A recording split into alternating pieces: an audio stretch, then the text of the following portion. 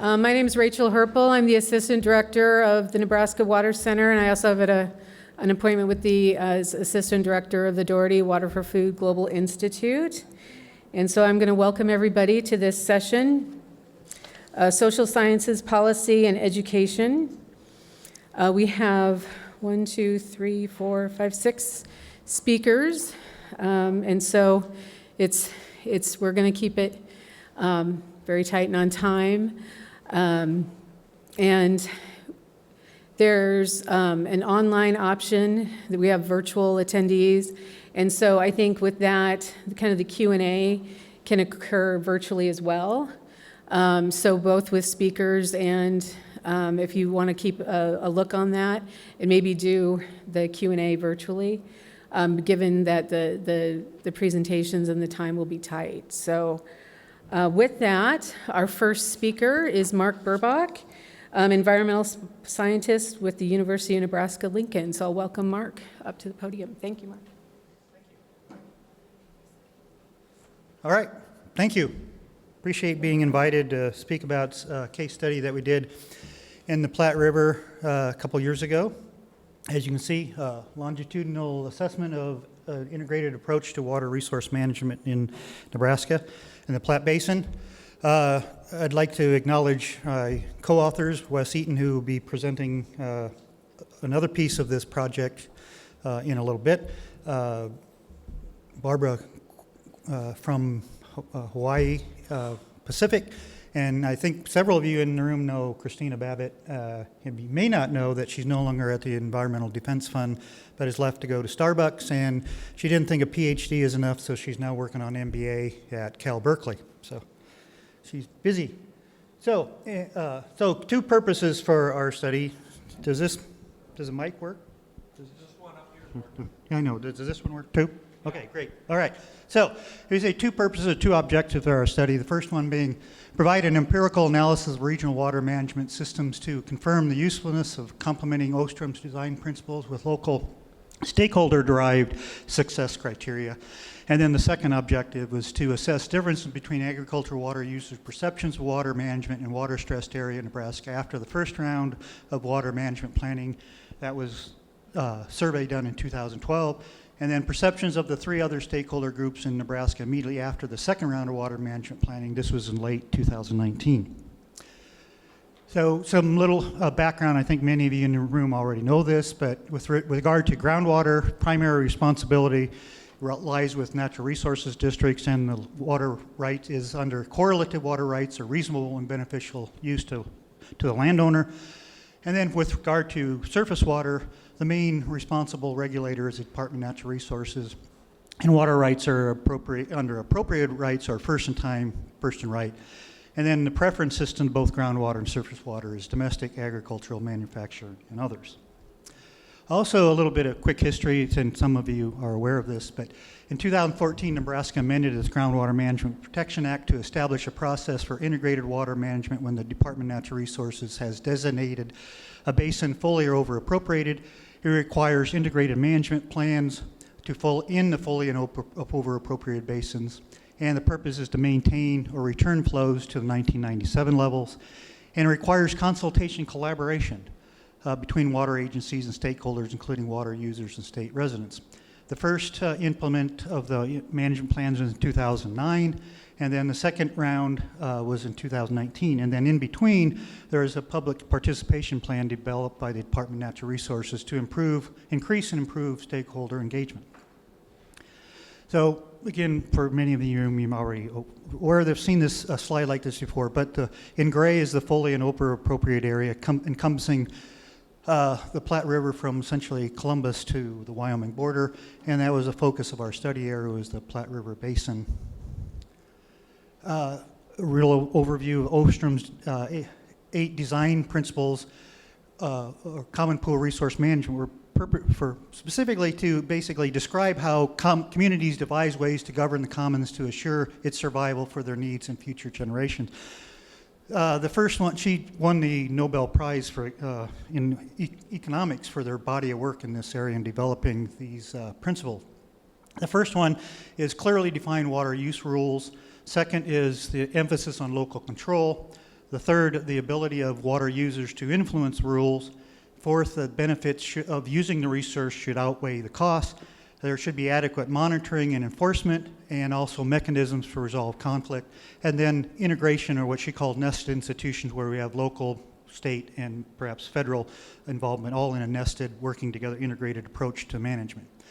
And then also added to that is Christina, as part of her dissertation in 2012, interviewed 35 Platte Basin stakeholders to identify what are some success criteria that you think is important to groundwater management in Nebraska in the basin, and developed these list of 7. This was leadership, adequate knowledge of the resource, flexibility in managing the program and implementing the program, adequate trust between the stakeholders and the agencies involved, adequate funding to carry out the purpose of the management, and then there's stakeholders are treated equitably, and then also emphasis on proactive planning. So these together were our 15 criteria that we looked at. Christina started first in 2012 with a survey of Platte Basin producers. We included that data again and compared that to 2019 data from 3 surveys, one from a resurvey of Platte Basin producers as part of this Water for Ag USDA funded project. We also surveyed Platte Basin non-farm households, and also did the same survey with statewide in the Nebraska Annual Social Indicators Survey in 2019 as well. So this was on all of those 17 criteria. I just told the eight Ostrom principles and the 7 additional criteria were on a 5-point scale, with anything lower than 3 meaning they disagreed that that principle or that success criteria has been working well, versus anything above would mean they agree that that principle or that success criteria is working well. And then we did a one-way ANOVA to see check for different statistically significant differences. So just beginning at the first one, you see that we have at the top, along the top, we have our 4 groups. We have the Platte Basin producers in 2012, Platte producers in 2019, non-farm households in the Platte, and then also the statewide data. And you see with regard to the first Ostrom principle, clearly defined water use rules, that all 4 groups agreed or felt that yes, there is clearly defined water use rules, but there was also significantly higher agreement or perspective from the non-farm statewide that they agreed that there are clearly defined water use rules. Then the second principle, Ostrom local control, we see that again there's general agreement that there is emphasis and opportunity for local control. And we see in producers between 2012 and 2019, we see that there was a significant increase in their perception of that particular principle. With regard to the third one, ability to influence rules, we see that only the statewide non-farm households believe that there actually is that they have an ability to influence rules. There was a significant increase in producers from 2012 to 2019, but still not an agreement that they have an ability to influence the rules, although there was improvement. So we look at the fourth one, benefits outweighing the cost of using the resource. We see that with regard to producers, that while they still agree with that, there was a significant decrease in their perception of that particular principle, that the benefits do still outweigh costs, but there's not as strong as perception of that as there was in 2012. With regard to the fifth, is there adequate monitoring? There's 3 or 4 groups who said yes, that the general perception that there is adequate monitoring, with the non-farm households in the Platte Basin neither agreeing or disagreeing with regard to that principle. With the fifth one, enforcement, we see that the 2 producers in 2012 and 2019 tended to agree or perceive that yes, there is adequate enforcement, but neither agree or disagree with the 2 different household groups. With regard to the seventh, adequate mechanisms of resolve conflict, that there was significant increase in perceptions from slightly in 2012 with producers slightly disagreeing into they're slightly agreeing that there is an adequate mechanism in place to resolve conflict, and then the other 2 groups slightly agreeing. Again, on the eighth principle is the integration of agencies. You see there was a significant increase in the perception that, yes, there is integration in the management approach, and going from 2012 where there was slight disagreement to a slight agreement that there is adequate integration in the producers from 2012 to 2019. And then with regard to leadership, one of the 7 success criteria that Babbitt identified, that there generally neither agree or disagree among the 4 that there is adequate leadership within the agencies involved in water management.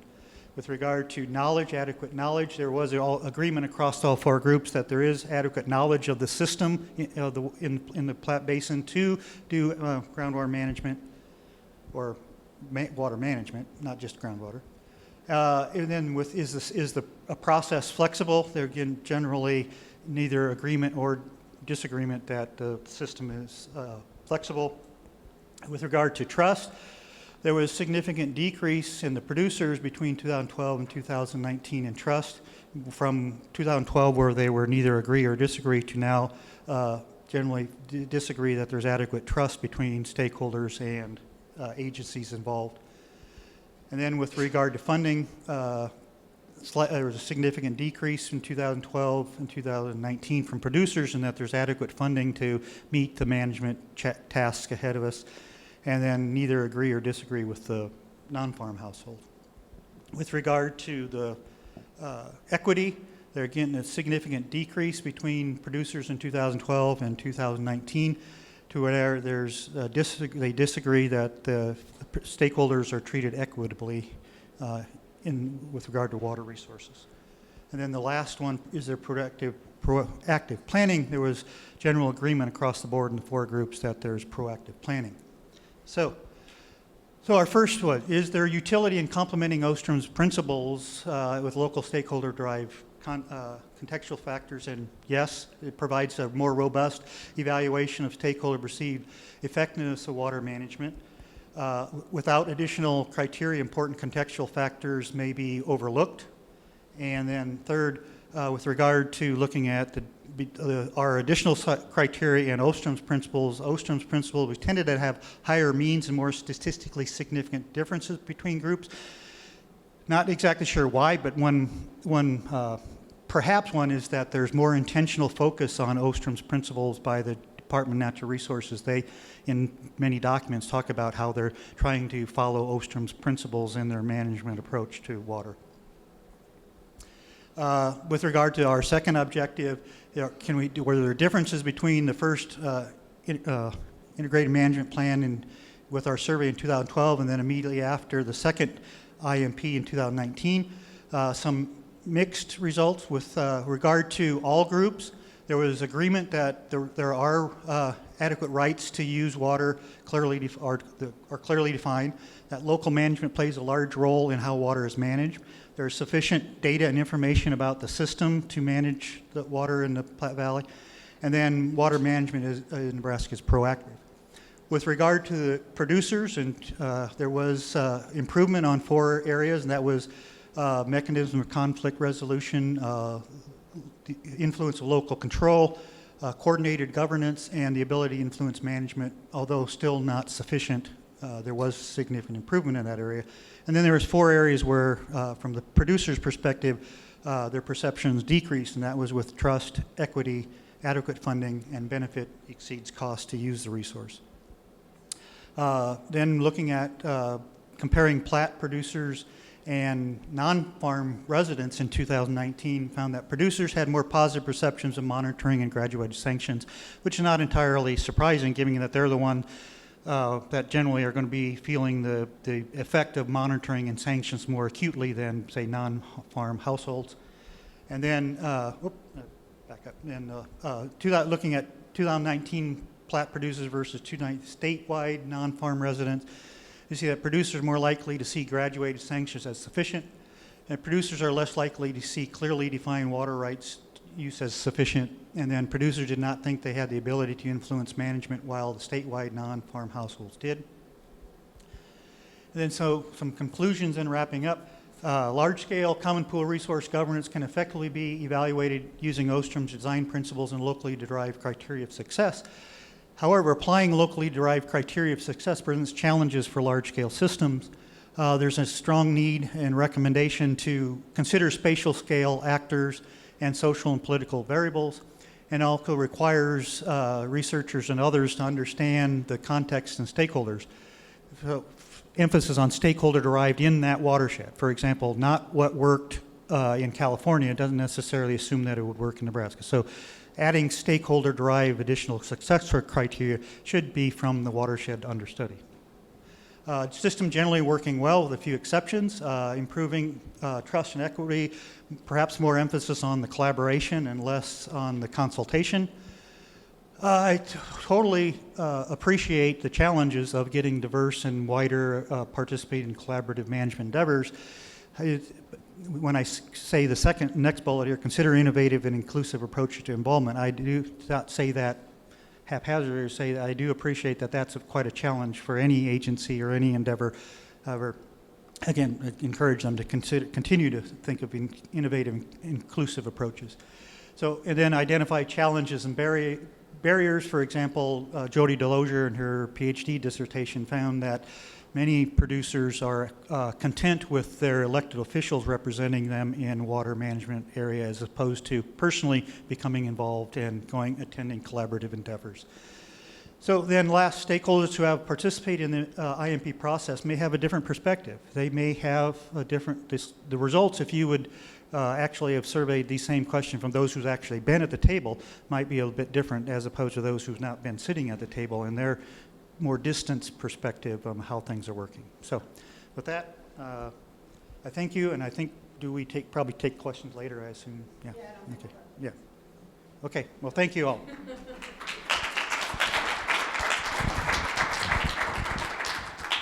Yep, we have a packed session, so catch up with Mark at lunch or during breaks or online.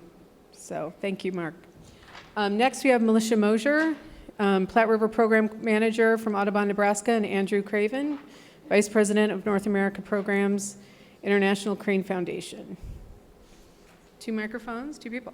There you go. Oh, thank you.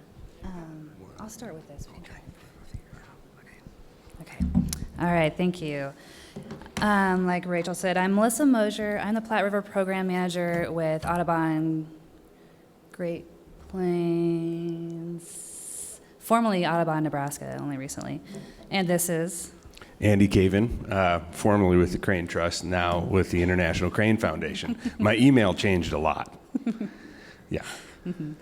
All right, so we're going to talk a little bit about the ecological and cultural significance of the Platte River here. Also, we're going to talk about a new partnership that has been formed to fill in some gaps and broaden conservation work along the Platte landscape. And then wrap up talking about some planning tools that these partners have been using to make their vision a reality on the Platte. So I'm going to have Andy kind of start with some context here. So one thing that's amazing about the Platte is just how significant and historic it is. It is, about 1,000 miles from its headwaters on the North Platte to its terminus at Plattsmouth into the Missouri.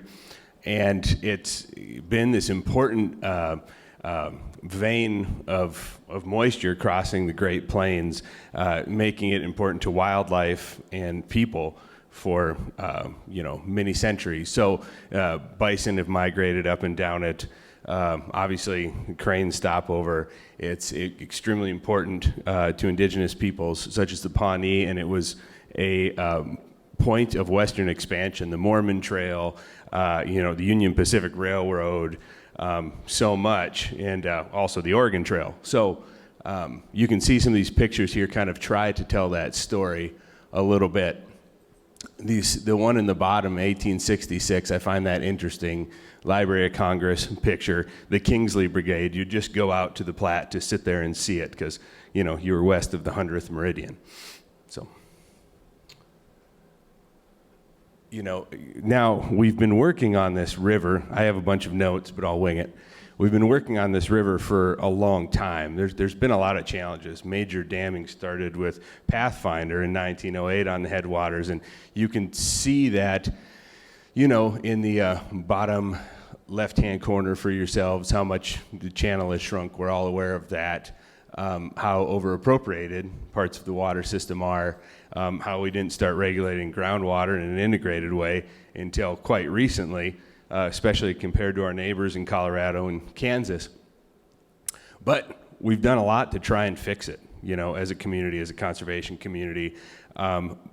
But our gains have been relatively fragmented. There's nice chunks of habitat along areas owned by conservation organizations after millions and millions of dollars of restoration, but we still have, we're still losing herbaceous communities to woody encroachment, obviously cedars, but also dogwoods and such in the lowlands, and we're still losing prairie and wetland at a pretty fast rate in the Great Plains. So we thought, though we've made progress and many sections of the channel are wider and we've restored some meadows and prairies, if we want to make the Platte River refugia for generations to come of people and wildlife, we need to think big. All right. So in order to start working towards that new vision, a group called VESPR was initiated in 2019.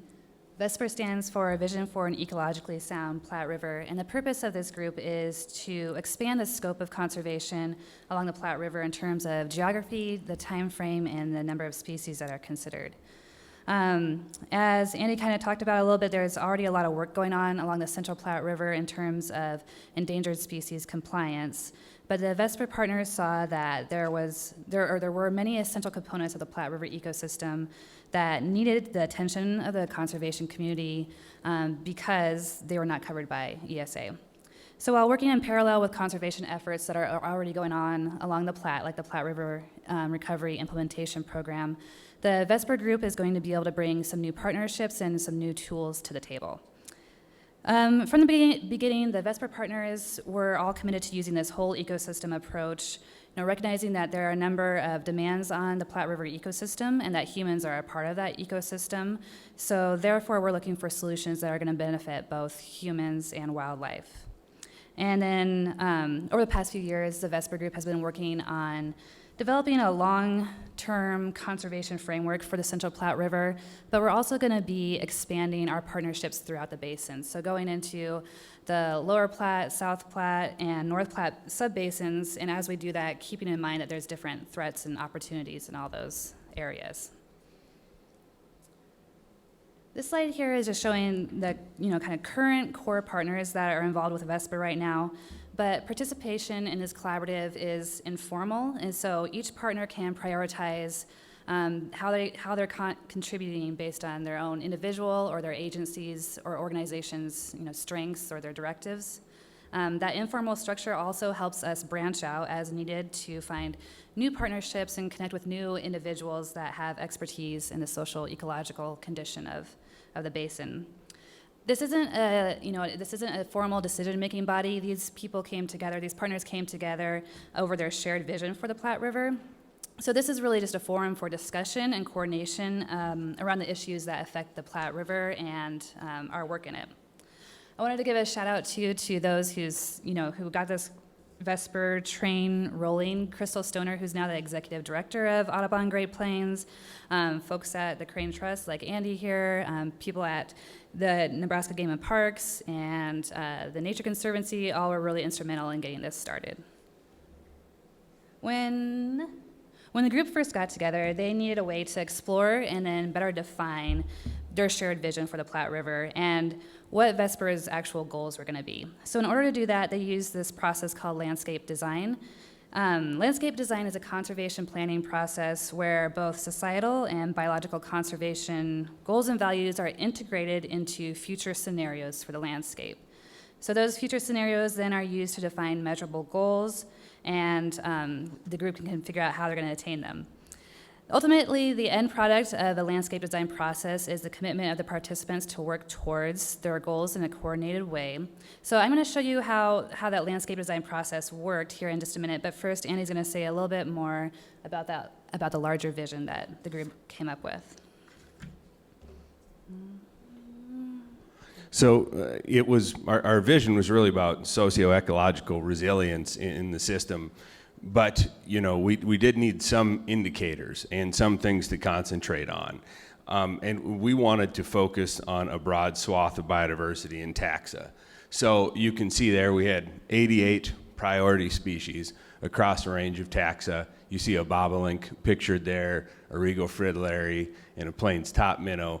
But from insects to birds, So we thought about these species that were either declining regionally, they were state listed, or they were endemic regionally, and that we needed to keep our fingers on the pulse of their status and also really look at how they were responding to our efforts to scale up conservation and the interconnectedness of that conservation.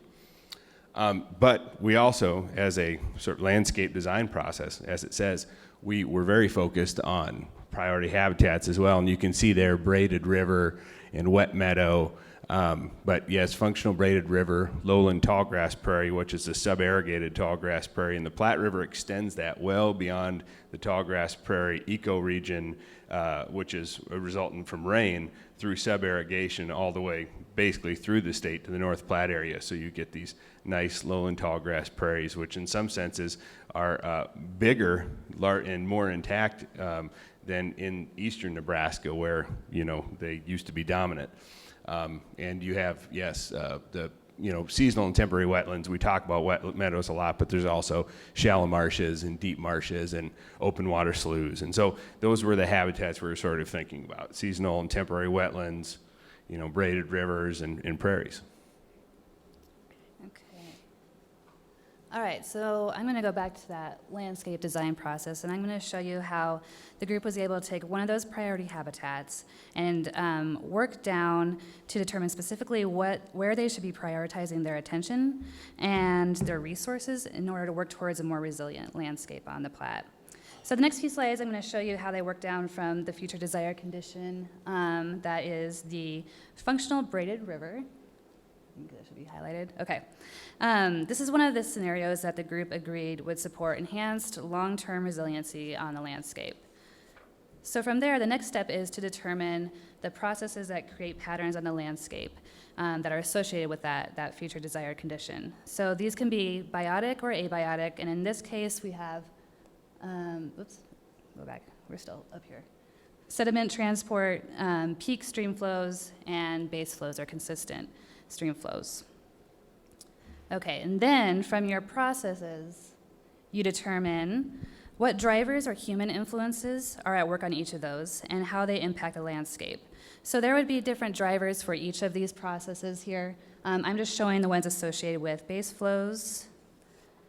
And then from that list of human influences, you can take a look at what actions are potentially available within your partnership that could influence the drivers and therefore influence the processes and influence the future desired conditions. Oops, let me go back one more. And at that point, the group was able to develop an initial set of quantitative goals, next steps, and important partners that they would need to engage with. So this process was done for each of those future desired conditions, and what resulted then was a large matrix, a really large matrix, where the group could see and prioritize their actions, their available resources and funding, and then start to come up with some long-term strategies. So what we see here is just specifically how landscape design helped focus the group's attention on the North Platte choke point and the need to improve conveyance along the Platte River in order to make progress on some of our goals downstream. And this process really highlighted a lot of things we could fix about the Platte River. Research from Perkins et al., I think 2015, really highlighted that the Platte's one of the most restorable systems, and we took that to heart. So the process informed our water conservation goals, and one was to decommission unused or unfunctional diversion canals and dams, which there are supposedly over 1,000 per that Perkins research in the Platte River Valley and its tributaries. over the next 50 years. So how many of those little things can we take out to restore functionality and resilience? Okay. And so as you see how we got down here to this example of the North Platte choke point, I'm just going to give you a little bit of background on what we're doing there then, now that landscape design, you kind of showed us where to focus. The North Platte choke point is near the confluence of the North and South Platte rivers. And this is a stretch of river where the ability to convey large flows for the benefit of habitat downstream has been diminished over the past few decades.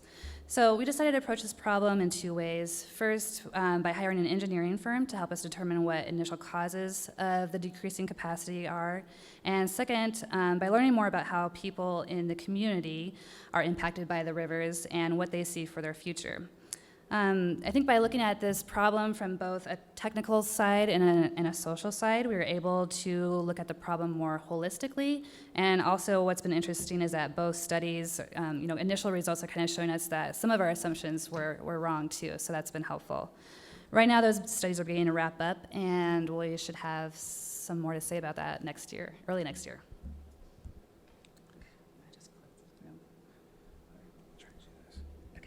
I will go very quick because I realize we're running low on time. So this is just another case and example, and we're interested in habitat connectivity with a focus on, say, area sensitivity, meaning some species like greater prairie chickens need a big area to occupy it, and then landscape connectivity where things like a Platte River caddisfly doesn't disperse very far, maybe a couple kilometers. So how do we build a landscape that is functionally connected and resilient and also meets human needs? One of those is floodplains too, managing those. So I'll kind of click through this. So increase the extent of lowland tallgrass prairie. So habitat scale and interconnectedness, as I mentioned, we're working through this process again. And where we're losing that land as drivers and how we can work toward limiting that with our partners and neighbors. And supporting working lands is a big part of that. The future of conservation is really engaged and integrated with working lands, which is this process underlines. And it helped us set these quantitative goals, which would not only restore connectivity, but help reduce the risk to human communities in the floodplain if we can work with our neighbors to clear trees and restore their floodplain habitat as well. So floodplain grasslands are great. And we need big chunks if you want to maintain populations of, say, a red-bellied snake or a smooth green snake that only disperses, half a kilometer max in a year. You need a big enough area that they can have an interconnected, sustainable population over several generations. So hence we need big chunks, but we also need small stepping stone chunks. So this kind of frames our plan. So I think we're going to run out of time. But you can see here the foci of Vesper. I'll turn it back over to Melissa here to wrap up. If you were excited about what you saw here, there's much more information available in a handout that I have over here. And we also have a longer vision document that's now available online too, and we can help you get access to that as well. Okay, so we'll just leave it at that. Thank you. Sorry. Thanks. Thank you so much. I feel like we're sampling so much stuff in this session. Come on up, Weston Eaton from the University of Wyoming for the next session. But yes, we don't have time for questions, but I know you want to ask them a lot more about this, and also Mark, and you will for the next speaker. So we'll keep it going, but do follow up with them. Hi, everyone. Thanks for having me. I'm coming now from Wyoming. I spent my time working on the Nebraska project I'm going to talk about when I was at Penn State, and I work in collaboration with Mark Burbach, who shared earlier, and some other folks who've been here, so it's super nice to be back here. In Wyoming, I'm always surprised. I talk about, do you know about the amount of environmental knowledge that's coming out of Platte River and Nebraska? And some people I'm getting blank stares from, so I'm hoping to have some back and forth between the people I'm working with at the Haub School of Natural Resources and Environment in Wyoming, and what's going on and what I've been learning about Kearney being here with the Water Leaders Seminar and some other things like that. So I'm going to talk about a 5-year stakeholder engagement project that was USDA NEFA funded. That was in Arizona, Pennsylvania, and then in 2 project sites in Wyoming. Let's see how this works. Okay, so the idea, this is a real leap of faith. The big idea is that we know a lot about practices of collaboration and stakeholder engagement, but the evidence base is rather thin. And if we're going to champion this and actually know whether more collaborative approaches and what kinds of collaboration approaches are making a difference, we need to step up the research and the evidence base and the evaluation of the impacts that goes along with a whole range of collaboration. And our project here was pretty wild. We wanted to build new stakeholder collaborative groups, 5 project sites, 3 states. So one big idea here was to bring people that are not usually at the table, so beyond the usual suspects, and form these leadership teams. Then we want to facilitate them with a team of engagement specialists, and we want to study what happens with social scientists. And then we want to bring in a biophysical team to help them support them on their project. I mean, it was a cluster. I can't believe I got involved in it at the beginning. We were so naive to think that this is what it took. But speaking of the humor talk, some of that naivety is what brought us to try to do some of the innovation we've got to. So this is the 5 project sites, and these are some kinds of the people we had here. And a big part of this is some local trusted people. We use Extension in Nebraska and Pennsylvania to be kind of the gateways with bringing some of these stakeholders. You can see some usual suspects here, but a lot of producers and a lot of small-scale producers and Amish and plain sect farmers in Pennsylvania and other groups like that. And then the researchers spent time doing initial interviews with these people first and developing a relationship. And the social science and biophysical team learned a lot about the idea that research is for relationship building across groups as much as it is about data collection here. Here's some of the folks we brought together though. So we wanted to do stakeholder engagement, okay, and what does that mean? Tons of definitions going on here. We wanted to keep the definition pretty loose. This is the idea of involving people that can affect and will be affected by decisions. And again, our focus is on bringing together folks that aren't usually at the decision-making table. Mark mentioned briefly the different ranges of engagement in foci. He was talking about the integrated management process. This is from the IAP2, International Participation Association, definitions of engagement. Part of our project was to get to what does it mean with the Department of Natural Resources, Nebraska's do engagement. What do we mean by that? The spectrum shows us that on one side, engagement can be providing information, communicating to people who are unaware or uninterested but still have to be part of the system. On the other end of the continuum here, you have empower, bringing people in to make decisions that impact their lives in a positive way. Our work was somewhere along the lines of collaborate across the board. So what we wanted to do then is have the same engagement process in all the 5 sites to some extent. Each context is going to be different, the people are going to be different, but what can we hold constant? And here was our process we went through. It's basically a semi-modified strategic planning process. Bring people in, have them identify what's already been addressed, and help them, support them, and convene them, kind of like, let's bring back the Lord of the Rings reference from the humor, kind of like Gandalf. You know, his job wasn't to tell people what to do, but just help them get to that decision. And that was an interesting part that the facilitators dealt with. You got a group of stakeholders who are here, and they're in the room, and then they're like, wait, you're telling me you're not going to tell me what to do, but you're here to support me, and I'm going to tell you what I'm going to do? So that itself was an interesting situation to tackle. And then along with the same process, we had these principles we try to hold constant. Because the idea here that I'm going to start focusing in on is, well, what did we learn from the social science team in terms of what happened? What difference did the engagement process make? Here's our best practices we tried to employ in each of our sites. Okay, so here's our conceptual framework. This is our ideas. This is our theoretical underpinning to our project. This is what we think is going on. We think that the different contexts that things happen, whether it's in the Platte River Basin or whether it's in the Pine Creek in Pennsylvania, is going to make a difference in terms of what goes on. And that's going to have an impact on the actual engagement process, the things people talk about, the ways they relate to each other, the information and the skills and characteristics they bring. And those things are going to enable these different kinds of outcomes that we're interested in. The ones in green here are what I'm going to focus it on. What was learned? How did learning happen? And this concept called social learning. And then ultimately, what was the social outcomes, the plans and policies that came out of these groups? And what we're still trying to do with this project and future projects is make connections here with the context, the engagement process, and on-the-ground socio-environmental change in the short and long term.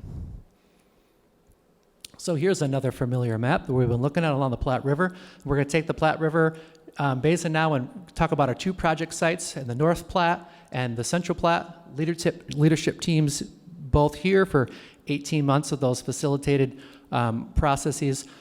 The North Platte had this focus on educational and awareness outreach, how water is important for ag. So it wasn't too much of a new spin that they came up with. Then the tunnel in Wyoming collapsed. That changed very much what the focus of that leadership team was on, about where water comes from, who's in charge and who's responsible to maintain infrastructure, and then what can we do about it. Central Platte, their concern was also about education and outreach. Really, they found that most people were already working on the range of issues that came up at the beginning. And then with a flooding event, though, the focus turned to invasive species, phragmites in the river, and flooding and river conveyance came out of that, and I'll talk more about that in a little bit. Okay, let me talk about the outcome I'm interested in sharing. One of the things we were trying to measure in that conceptual framework map was something called social learning. So the idea is that it's not just individual learning, but it's learning within collectives. And the idea is, as Jason was talking about with adaptive management, it's learning that's ongoing. And learning's important because it supports resilience. This is adaptive capacity and collective action. The real flummox here, the real puzzle is how do we know that learning's happened and what evidence do we have that learning's taking place? And then what factors were enabling learning? And then how do we know it actually results in anything? So coming up with the empirical way to measure this was part of our task. Here's our research design. I just want to give a top-level preview. We collected data before the engagement, some of those interviews and surveys, the interviews I talked about, and also community surveys. We collected that data again, and then during the engagement process, we collected data at 4 points in time. So to avoid making people feel like they were a guinea pig, we wanted to do quick, doable data collection, so we collected these short one-page surveys with the participants in each of the leadership teams at all 5 sites at 4 points in time, did it on Qualtrics, made it as easy as it could be. We also had researchers participating and documenting using an observation guide at each of the meetings. And then the researchers did interviews then with the facilitator team about their perspectives. And why it's important to do this is just collecting one data with one instrument and with one data source only has real validity challenges in actually knowing what's going on. To handle those validity challenges, methodological challenges, you need multiple data sources and multiple methods. So we wanted to put that to work. So our research design features overall, along with that longitudinal mixed method study, is collecting before and after. And also, the data collection, as I mentioned before, was also about relationship building and bringing those resources back to the leadership teams for them to work on, bringing the surveys back to them so they knew what others in their communities were concerned about, bringing the mail surveys back to them so they could use it and act on it. Okay, let me break down the social learning concept. Multiple buckets here. The cognitive change, normative change. This is some of the shifts Jason was talking about and what Melissa was just talking about. The landscape project you're just talking about. One of your outcomes you're looking for was commitment. So that's a normative learning. The people's sense of responsibility change, their commitment to the issue change. Is there changes in relationships, people they work with and trust? Is there changes in the actual skills they have? And does that knowledge that happened within the group diffuse? Just for today, I want to focus on cognitive learning at the individual level. We studied at the group level, institutional level, and individual level. So I want to focus not on just single loop learning, which is just gaining new information, but double loop learning, which is transforming what we already know. The idea here is that to have innovations that we need in management to make the changes we need on the ground, we have to reassess the way we're doing things. I like to think of that in terms of Bob Dylan. He asked I'm going to change my way of thinking, make myself a different set of rules. That's exactly one indicator we were looking for with our team. Did they reassess the way they were thinking about things? So here's some of the multiple data sources we were collecting from to measure this concept: the participant surveys, direct observation, and then the interviews we did at the end. Just want to point out the analysis plan here has 3 parts. First one, and we're looking at the data. So I wanted to tease, I'm a social scientist. I study this stuff. I know that there's not a whole lot of social scientists here, but I wanted to give a little peek at the analysis process of what does it mean to look at this data. And some of the steps we took was, first, in this mixed methods data, and the things they told us in interviews, and the things they said in surveys, and the other data that we collected, is there any evidence of learning, and here, particular transformative learning, changing the way they think? And second thing I was looking for is, what's the strength of that learning? Is it strong or weak or none? And strong is, people were able to describe a clear example in an interview of something they learned, not just new information they gained, but how they used to see something this way, but now they see it this way. That's one example of strong learning.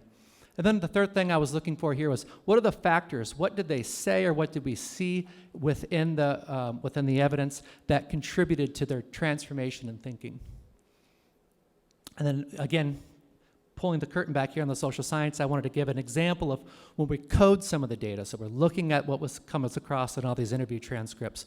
What does it mean to talk about a strong, a weak, or a negative example? And so the prompt that was put to them in this interview is, through your participation with your local leadership team, has your thinking evolved about water and ag challenges in your community?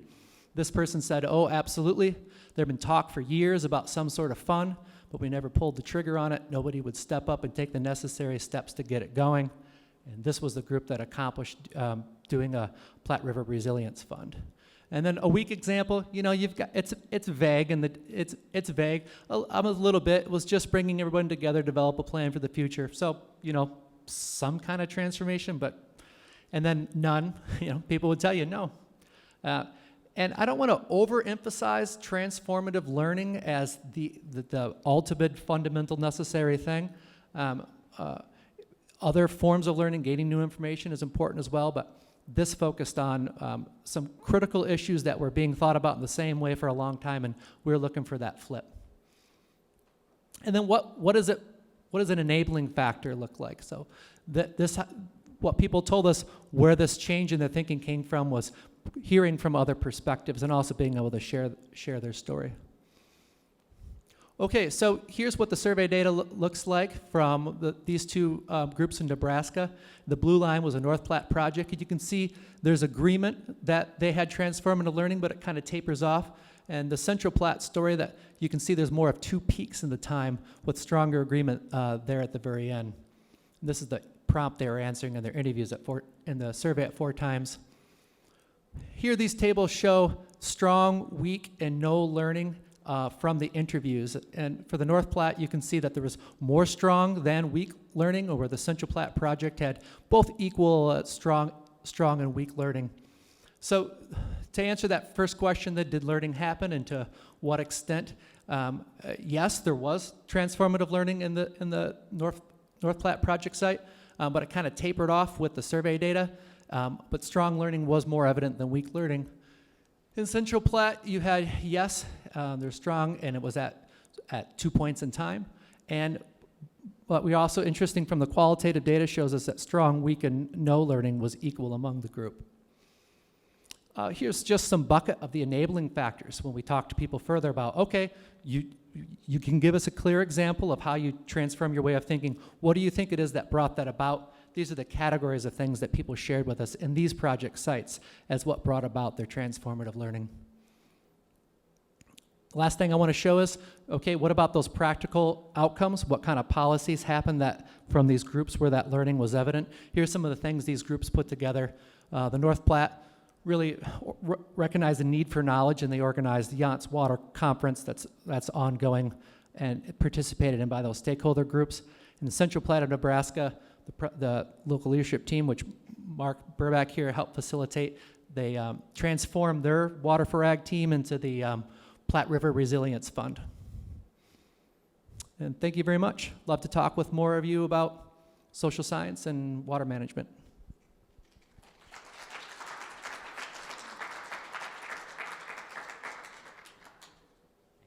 Again, thank you, and again, follow up with Weston on questions and follow up about the research.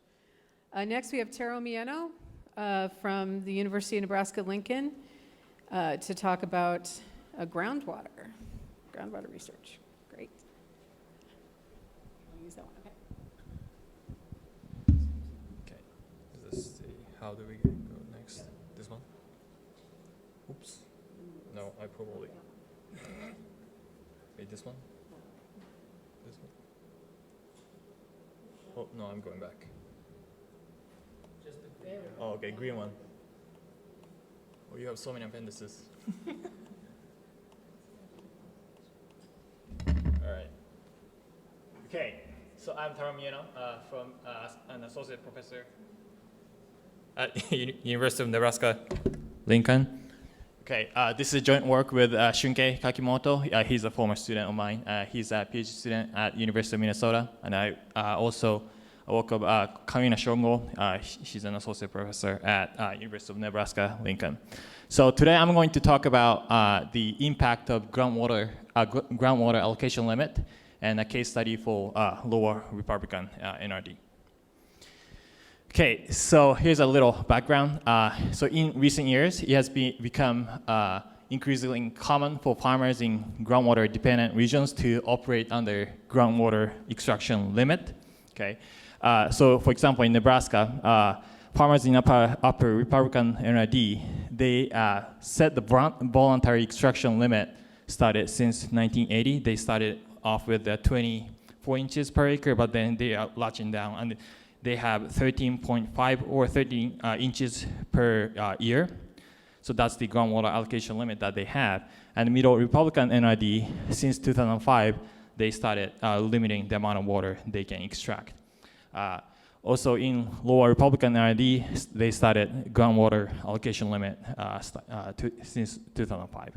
Okay, and in Kansas, Groundwater Management District 4, in local enhanced management area, they have started placing groundwater allocation limit for farmers in that district. Okay, so the question here that I'm trying to answer is how have these extraction limits affected groundwater use behavior by farmer? Okay, so in the work by Drysdale and Hendricks 2018, they looked at the impact of groundwater allocation limit in lemur in GMD4, and they have found that the farmers reduced groundwater use by about 30%. Okay, but I haven't seen any rigorous research on the impact of the groundwater extraction limits in Nebraska, and that's what I'm going to look at here. Okay, all right. Well, you may think, well, it's a groundwater extraction limit, so of course they're going to reduce, water use. But it's not so clear, right? Because if you set the groundwater allocation limit very high, then farmers are actually not binded by that groundwater allocation limit, so they may not reduce water use at all. Okay, so this is a interesting question to ask here. Oh, I did it again. Sorry. Okay.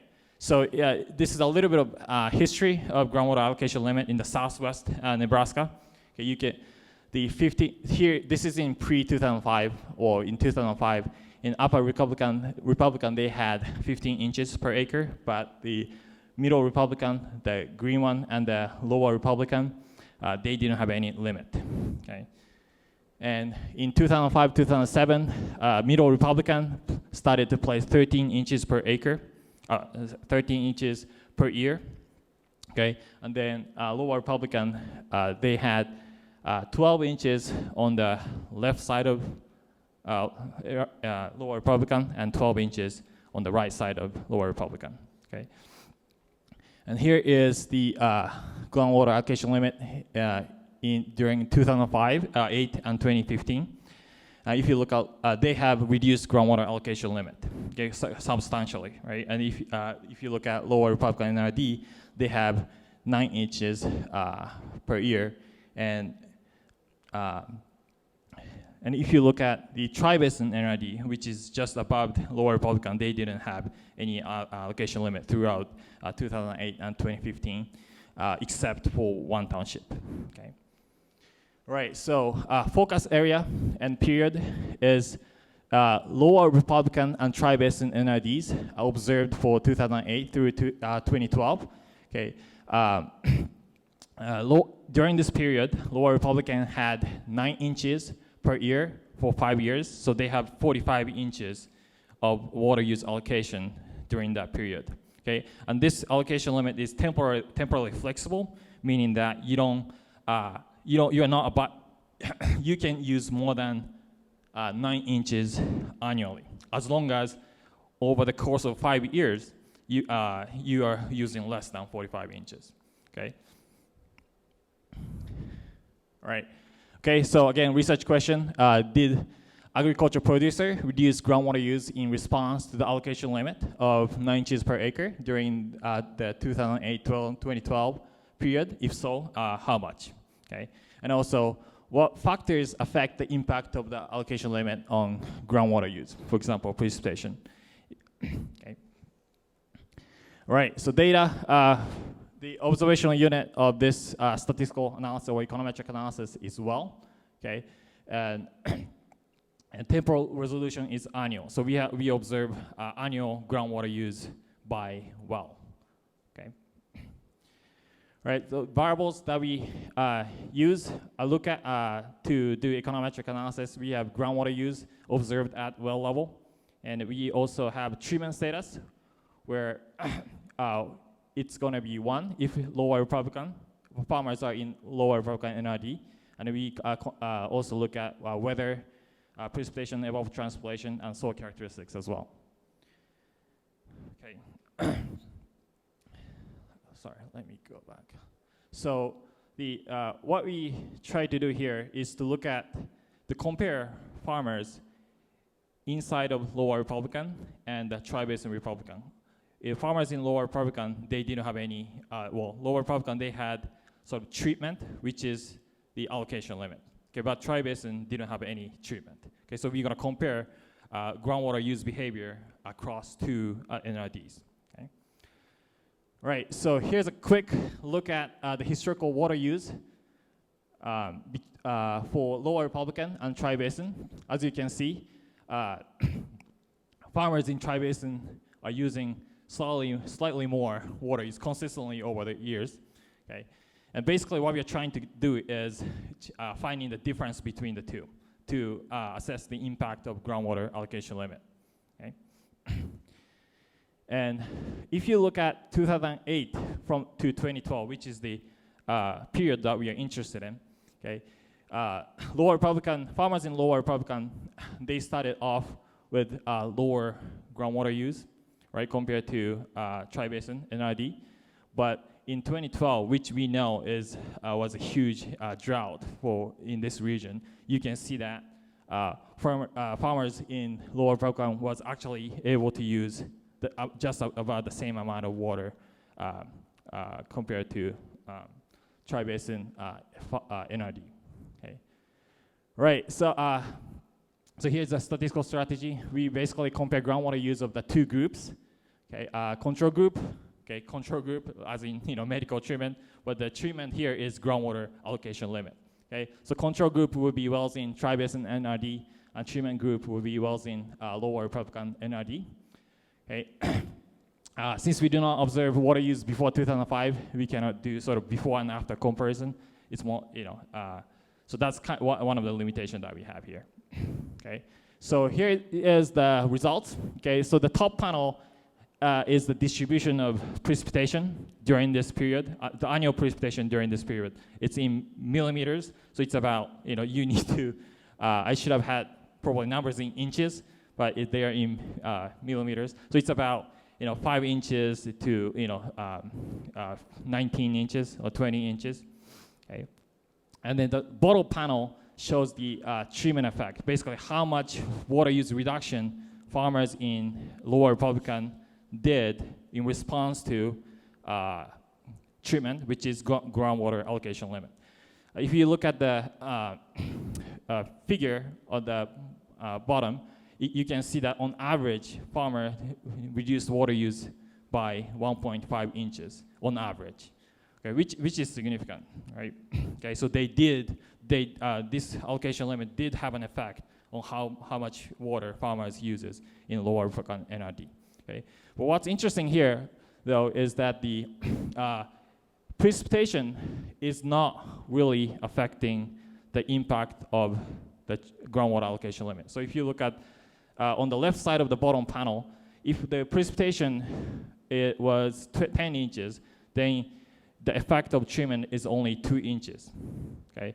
And then if you look at the 13 year with 30 inches of precipitation, the treatment effect is 1.5 inches. Okay, this is because this allocation limit is temporally flexible. Okay, so you can, even though you may have very low precipitation year, you can still able to pump waters because it's temporally flexible. If it's 9 inches strict every year, then they would not be able to do this. The impact of treatment would have been much bigger, which could harm farmers economically a lot more than this system allows. Okay. All right, so conclusion. On average, farmers in lower Republican NID reduced their groundwater use by about 1.5 inches during the 2008-2012 allocation period. So precipitation, we tried many variables, but precipitation is the really only factor that affected the impact of the allocation limit. Okay. But precipitation has a very small impact of the effect on the effect of the allocation limit on groundwater use, likely thanks to the temporal flexibility of the allocation system. Okay. Right, extension. What is the impact of the observed reduction in groundwater use on crop yield? You know, we are looking at only one side of the story. We are only looking at the groundwater use reduction, but was that associated with, yield reduction? If it doesn't really have any negative impact on yield, then it's a pure positive, right? You reduce the groundwater use, but you're not harming yield. Okay, unfortunately, we don't have yield data, so we are not able to answer this question, but it would be very interesting to look at the yield side of this policy as well.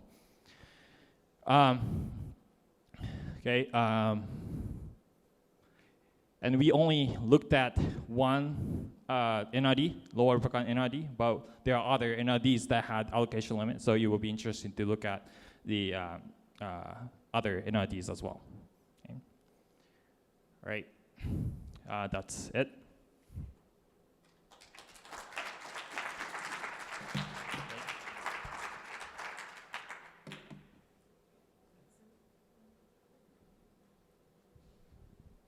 Very good, and again, follow up with, actually, we would have time for questions, but to stay on time, we're actually going to make up some time. So I appreciate that. Next is Mary Harner, a research professor from University of Nebraska at Kearney. So thank you, Mary.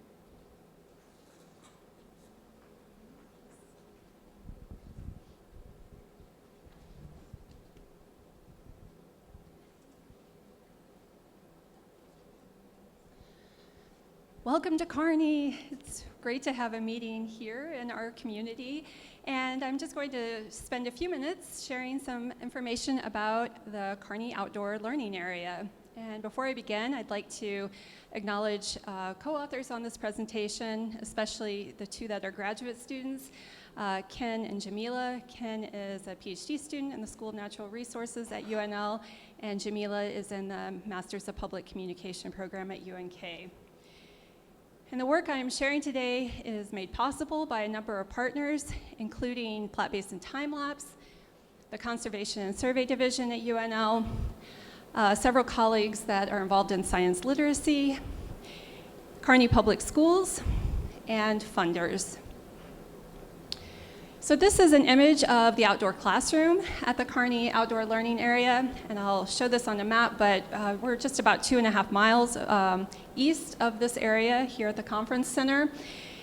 And today I'm going to give a little bit of background about how this area came to be, and then describe briefly some of the monitoring equipment that we have in place at COLA. So just in general, place-based education is increasingly recognized as being valuable, and it can be used in any number of disciplines. So we're interested in using it to advance science and natural resource knowledge, But it involves really working in local areas and kind of coming to know what's close to us and then moving out from there. And so this is a photo from a week ago Saturday, just after sunrise, a few students from UNK trapping small mammals at Kola. So we're able to utilize places like this right here in our community. Place-based education is one form of informal science learning, one type of an informal science learning environment. And these kinds of environments are places that are outside of traditional classroom walls. And so there are a number of benefits of learning in these kinds of informal environments, and one is simply experiencing excitement of being in places. Another is the chance to observe, and so we think about the scientific method, and the first step of that is being observation, and just being immersed in a place provides that kind of opportunity. And then it allows students at all different levels of their education to come to develop an identity, and in this case, an identity as a scientist contributing to this body of knowledge. So some of the inspiration for me to start working in this kind of environment right here in Kearney came from things that I got to observe as a student in New Mexico. So I was a graduate student at the University of New Mexico, and in the late 1990s, two biology professors started a field course called Bosque Biology. I had the chance to take that course a number of years later, and this was a field course, and their inspiration was to be able to offer students a chance to have field experiences right in town, to not necessarily have to travel or incur costs, but to have this as part of their educational experience. So Bosque Biology grew and kind of was the foundation for what's known as the Bosque Ecosystem Monitoring Program. And this is a program that started in 1996, and it involves K through 12 educators that collect continuous data on many aspects of the riparian ecosystem. And this work is on the Rio Grande in central New Mexico, and now involves about 33 sites, over 250 miles of river, and over 100,000 students have participated since 1996. And in tandem, there's a comprehensive education guide that was developed by the Museum of Natural History. And so this is an example of a decades-long program that has just had tremendous impact. And what we're starting here is just the first few steps, but there's a lot of inspiration for what this can do and how it can impact long-term monitoring and student involvement at all levels. So this is sunrise at Kola in the summer of 2020.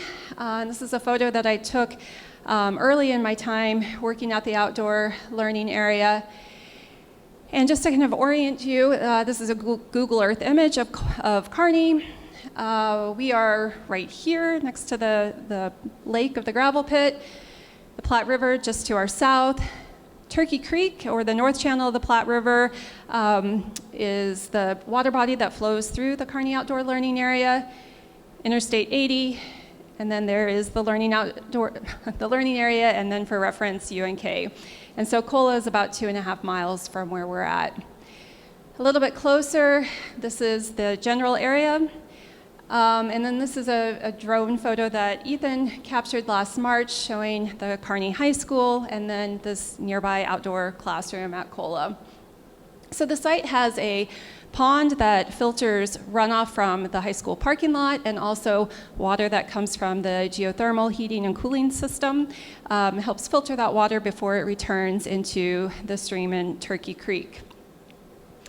So kind of just a brief timeline. In autumn of 2016, a new campus of Kearney High was opened at this site. And then there was a lot of site restoration that happened during the construction of the school and a few years later. And then we started instrumenting the site in 2019-20 and have continued to present. So some of the restoration, this was a project that was conducted by Audubon in collaboration with Kearney Public Schools and a number of other partners, and it involved removing some of the vegetation from along the creek, creating a shallow wetland adjacent to the pond, and also planting a high diversity seed mix. And some of the funding for this came from a U.S. Environmental Protection Agency grant and also support from the Nebraska Environmental Trust. So in December of 2019, we worked with Platte Basin Time-Lapse to install a time-lapse camera at the site. So Platte Basin Time-Lapse is this network of permanent time-lapse camera systems that extend all across the three-state watershed, and we wanted to connect the COLA camera to this larger network. So this camera, like the other PBT cameras, takes an image every daylight hour. And at a subset of PBT sites, we also have audio recorders or sound recorders. And so one of those is at this site, and it takes 5 minutes of audio every hour around the clock. And collectively, this is helping to create a visual and acoustical archive of the area. So these are a few of the images that camera has witnessed over the last few years. And as we think about acoustics, this is a slide from a recent graduate student, Bethany Ostrom's thesis. So Bethany was a student at UNK, and she's a wildlife biologist now at the Crane Trust in collaboration with Andy.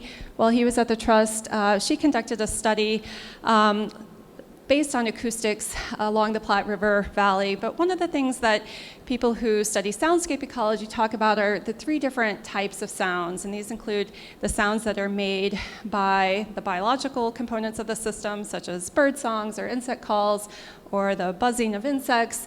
The sounds, the geophony, that are sounds from the environment, which may be rain, wind, or ice, and then the sounds made by people. So at our sites along the Central Platte, there's the kind of constant background hum of Interstate 80. At COLA, there's a constant beeping of trucks that happen. It's an area just with a lot of development. And so Bethany, with the acoustic recordings, one of the first things that she did was hand illustrate and narrate a kind of a lesson for students, primarily high school students, about soundscape ecology. And then her thesis that was completed last spring looked at monitoring avian populations along the Platte and how well can these acoustic indices compare to what people can measure in person. And kind of the take-home message is that we still need field biologists on the ground. These technologies are complementary, but not by no means a replacement. So the time-lapse cameras take a landscape view, but we can see kind of different parts of the systems with trail cameras or game cameras. So this is a UNK student, Jenica, last year, who conducted a trail cam study for her senior project, and she placed cameras at the Cola Pond and along the stream and in the woodland, and documented kind of winter activity of waterfowl on the pond, and also just kind of helped create a species list for the area. So she found 12 species, mostly birds. But perhaps more of note was that she developed a lesson as part of her teaching practicum, took that back to Kearney High School last year, and she is now a teacher in the science department at Kearney High. Last spring, in partnership with the Conservation and Survey Division, we installed 3 groundwater monitoring wells. So this is one of the wells going in, so they're 30 feet deep. So in this image, you can kind of get a sense of the scale. And one of the wells is right by the outdoor classroom. And next month, one of these wells will be instrumented with real-time monitoring equipment, so we'll be able to get continuous depth to groundwater that the students at the high school and UNK and others can access. And one of our current projects is in collaboration with Troy Gilmore and his PhD student, Ken Chapman. And we're looking at measuring stream water level with conventional methods, but also using image-based approaches as a complementary measurement. And so kind of traditionally, you can use pressure transducers to measure water level fluctuations, and this is a snapshot of about 3 months of water level fluctuations in the stream at Cola. And in general, it hasn't moved much, just a couple of inches. But what Ken Chapman is doing for his PhD work is continuing a project that's focused on GaugeCam, which is using imagery to measure water level. And so this kind of ground-based imagery can help be a way to fill in data gaps if sensors fail or malfunction, or also to validate if sensor readings are accurate. And so what we have now at COLA is kind of a comparison of different methods. So Ken has previously used a bow tie approach where he can use automated software that he's developed to find the water line in relation to a bow tie. And he's now looking at a kind of a smaller fingerprint on the background side of the sign, like an octagon or a stop sign. So in these images, this is kind of what the water line looked like when the stream flow was a bit higher. There were about 3 bow ties showing, and now that water line was about at the 4th bow tie. And Ken is working with this image analysis software that he's developed called GRIME 2. It's open source software that can automatically calibrate and provide water level measurements. And so this software and kind of a background target are in several sites in Nebraska and in other states, but we're really working at this COLA site to refine it. And we also get some cameo appearances by birds, and the raccoons love to play around the sign. So some of our next directions are to continue automated image analysis, both with the gauge cam, the background target, but also with other images that are being collected, and to document workflows and lessons so that these can be available for college students, but even more importantly for some of the younger learners, and connect more with students in Kearney Public Schools. So there are 2 UNK graduate students, Jamila and Gwen, with us today, and both of their graduate projects will include COLA in some of these directions. Last spring, another undergraduate at UNK helped develop a website for COLA, so if you'd like to see more or stay in touch with what's going on there, you can visit outdoorclassnebraska.com. And some of the other links to websites from contributors include our lab's website, Witnessing Watersheds, Platte Basin Time Lapse, and Troy Gilmore's research team at gagecam.org. So thanks, and I'll be around and can take questions later at the conference.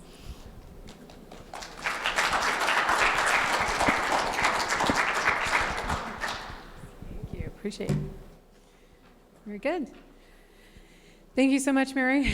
We have one last speaker to close out the session.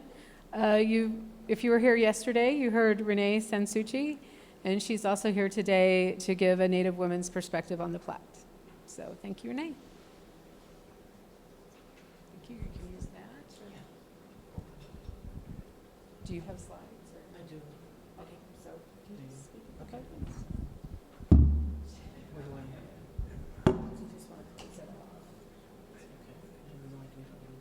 Oh, do you have slides? Mm-hmm. Oh, okay. Yeah, you just hit the big group button. Okay. Oh, this is the new stuff. Yeah, I did something like that. Someone will talk to me. Okay. Yeah, there should be a bit. Okay, I'll wait.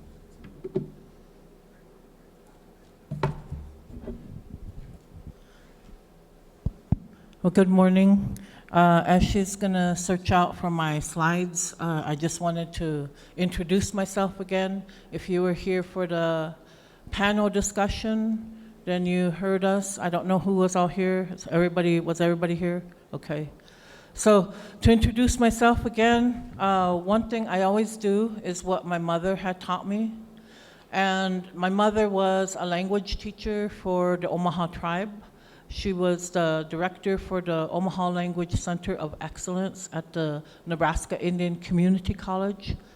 And she served faithfully for the last 15 years of her life. And I always think that this was her life's work. And before, she had passed away in 2015, and we were, she was racing. She knew that she didn't have much, and I don't have my book with me, but she didn't have much longer to live. So the following year after her death, then her book was published posthumously. And what I'm speaking about in regards to language, I don't know what I know that I had sent in my slides. Are they available? Okay. So what I wanted to make note of, okay. What I wanted to make note of is that in regards to language, we cannot separate the land from language. We cannot separate the land from language. And you need to understand the connection to the land here in Nebraska, as we say, Nebraska, as the Otos say. And I can't remember what Deb said, how to say water and how to say land. But in those languages are contained our knowledge. And I'm not talking about just 50 years or 100 years. I'm talking about thousands of years of knowledge contained within the language to the land. Now, I know that, in my talk, what I was talking about a Native woman's perspective, and I can go off my phone. I don't know if we have the slides or not, but in going off on my phone, then I can go from there without the slides.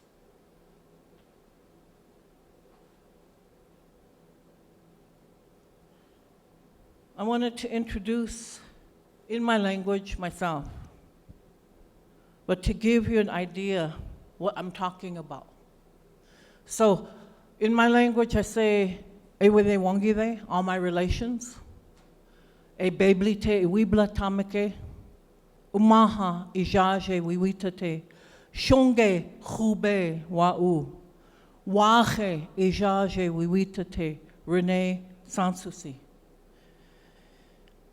Inoha wiwitake ala Sansusi, Monshi Hovi, Ivinge, Idadi wiwitake, Frank Sansusi, Shonge Hizi, Ivinge. Umaha wa ubri. So just by saying my self-introduction in the Umaha language, one thing that we utilize these self-introductions for, and I will tell you every tribe, every nation that is here on Turtle Island will do the same thing. What it does is it helps everyone to determine relationship to one another. If there were Omaha people in here, they would know how they're related to me, just by my self-introduction. In turn, other tribes that may be also participating would also then determine how they're related to me. Because we'd had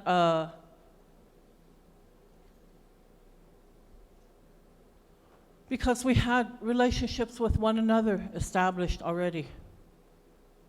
So relationship, as I've talked about it yesterday, is the basis of how we relate to Mother Earth and to water.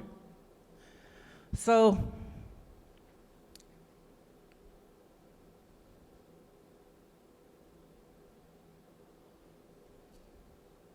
this relationship is something that, like I said, has been well established, and our languages are evidence of that. The place names that were here before this foreign language that was imposed upon the land are still in place. And in order to understand that connection, it is good, and I always recommend that to people, to everyone, learn the languages of the land. We are in Pawnee country, and that's what I always acknowledge. This land, this territory where we're at, was where the Pawnees flourished and lived for, who knows how long. I know they've been here much longer than even the Omaha people. So when we came into the plains area, because we were woodlands people, when we came to the plains area, we adapted to them and we learned their ways in order to learn how to live on this land. So this is my perspective, personally, as well as, community-wise. with the people that I've come to know over the years. So for us, and me as a Native woman, our connection begins in our mother's womb. Water is life, as we always say. The Lakota say it really well. Mini Wichoni. And that was like the call at Standing Rock. If you're familiar with what happened in Standing Rock in 2016, is anyone familiar with that? Okay. They called a number of us up there. When that call to action went out, we responded. And it was just like, that call was powerful. So we went, those of us said, okay, this is my work, let's go. But in that process, the ceremonial connection to water starts with our mothers. And we know that. Because, of course, we've all had mothers, right? Unless we were, I guess, test tube babies or something like that, which is, which does happen, of course. So we are born in water. This is how we made our way into the world. This is how we were carried, of course. That water is considered sacred, the amniotic fluid. Our lives depend on water from that moment on. So our view of water is shaped by society, meaning the larger dominant society, right? This was our previous view. Water is sacred. And Deb described it really well yesterday, the holding out of hands with the water that, she brought yesterday. The holding out of hands, capturing the natural spring water and so forth, versus how water is viewed now as a commodity. And Aquafina, of course, is, reverse osmosis water. I don't like Aquafina. And I try my best not to utilize bottled water. So Native women are the protectors of water. That was our roles. And it was a balanced approach. So as protectors of water, then, we were responsible for taking care of the water and Mother Earth. The male's responsibility was to take care of the fire and air. So as it says in here about indigenous women, that unbreakable bond that we have with water, the land. So indigenous women are holders of scientific and technical knowledge and have been instrumental in the conservation of water and land. That was our responsibility. And to this day, that is something that we have revived in that process, like I was talking about, the great disruption of our educational practices. Because, of course, we had outdoor classrooms. This is how we learned. And we were great observationists as well as scientists because of how we observed, collected data, as we say, and everything would be established and recorded, but not in a Western scientific, process. So when we're thinking about how all of this was maintained, and then we talk about the sophisticated and interwoven systems of distinct and diverse knowledge. And this is what we protected, we protected it the best way we could. Why? Because we were under threat all the time from the time of first contact.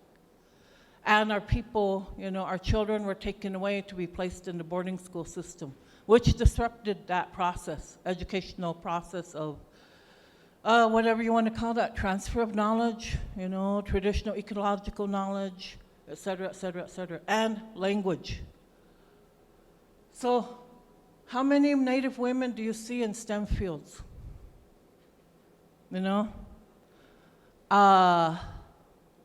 We're remarkably, underrepresented in everything. So in data collection and as I heard before about the process that is utilized for, engagement, whose voices are really represented at the table and who's not there. Who are the absent narratives? You know, who have the absent narratives? That's a question to ask. When you're looking at, you know, your tables, I guess you'd say, you know, social gatherings and so forth of where you're going to be collecting this kind of data, whose voices aren't being represented. And then that's, you know, if they're not people of color or Native people, then you are lacking probably, like I said, 99% of the knowledge of this land. So those are things for you to consider in the process of your research. So now I want to talk about this lady. Her name was Grandma Josephine Mondamon. And the reason why she is so well known in Indian country in particular, in the United States, Canada, and so forth. So she walked 23,000 kilometers, a distance to the half of the circumference of the earth, to raise awareness for water. She walked around all the Great Lakes. She walked on the rivers in Canada, as well as there was also a big walk that happened here in the United States in 2011. And I didn't get to participate, but I got to witness the ending of that walk, where women came from the north of the tip of North Pole in that area, and then from the Gulf of Mexico, as well as from the West Coast and the East Coast, and met in Wisconsin at Lake Superior. So I got to witness when everybody arrived. The efforts to create about awareness, to create awareness about the sacredness of water and why we do not need to take, why we do not need to be, I guess, in the place where we're at now. We need to take those steps to take care of the water, to continue raising that awareness, but also remember, again, like I said, and I'm going to drive this into your guys' heads continually, and this is what I do as an educator anyway. When I'm talking about this land, you have to begin to change your thinking process. And I was seeing that in one of the presentations earlier. And some people think of it as radical transformation. And you know, when you're utilizing terms like traditional and practices and so forth, whose traditions are you talking about? So if you're talking about a Western system, then you're not even considering, again, a native process. Our tradition is altogether different. What's our normal? So with my work with water, as a child, I witnessed the Omaha grandmothers carrying water in the ceremonies. They were taking care of the water. And of course, as a child, I didn't understand because, nobody had the time or, in the context that it was at that point to be able to explain to me what I needed. Because we just weren't in that place at that time. We were still coming out of this. We were still right in the middle of where everything was illegal for us. And we couldn't practice our traditional ceremonies until 1978. And so I was witnessing some of these ceremonies when I was like 5, 6 years old, and that was in the 60s. So to close out, awareness of caring for water, water education, understanding of spiritual practices began for me. And my commitment to water. I did get to walk with the water walkers when they walked for the Missouri River. From the headwaters all the way down to the Gulf. Not to the Gulf, but to the Mississippi. So these aren't well-known or well-documented ceremonies or anything, but these took place. I got to witness them. So this is a quote from one of my presentations. You make the petition to water. Our way is we offer our medicines because water is our elder, as I was talking about yesterday. So we have a relationship established with the Platte River as we call the Platte Nebraska, the flat water. And in our very word in Umaha, our word for people, Umaha means against the current, because that is our history. And the other people that carry the downstream people are the Quapa, our Ugahpa. They went downriver and we came upriver. But ni is always throughout our entire language. So there's a word that I can leave with. It's called Niaushinga. So we say, Umaha Niaushinga, Laetwale. The Umaha people are pitiful. Meaning we lost so much of our land. But Niaushinga, that word, ni is water. Niaushinga. We're water people. We're filled with water, right? So I'm going to close with this statement. I want you to think about this. And before closing out for this time, this comes out of the book, An Unspeakable Sadness. I don't know if anyone has read this book. Written by David Wishart. He's originally from Australia. But he came to the Umaha tribe in 2000 to talk about this book with us that he was writing. And it is about the tribes here in Nebraska and what happened, especially during forced removal time and so forth. But here's a quote. Now the face of all the land is changed and sad. The living creatures are gone. I see the land desolate and I suffer unspeakable sadness.